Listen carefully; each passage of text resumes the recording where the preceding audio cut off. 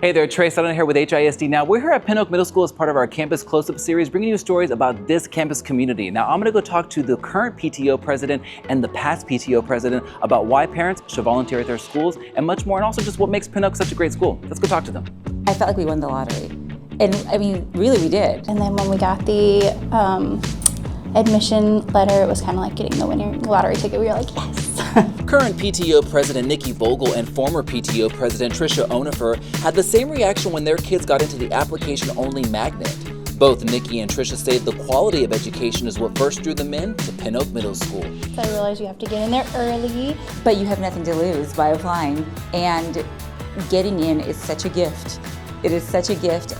This is a gem of a school. It's also why they both eagerly joined the PTO. And since my daughter is going to be in 6th grade, I thought, well, what a great way to meet more parents. Getting all those parents who are brand new and scared and going, I don't know, what do I expect here?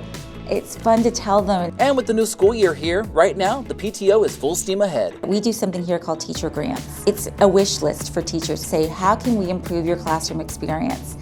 Tell us something that's not provided for you, and PTO is going to try to make that happen for you. And I think as a former teacher, that's the part that I feel a lot of passion for. And I'm proud to say that we have never turned down completely a grant.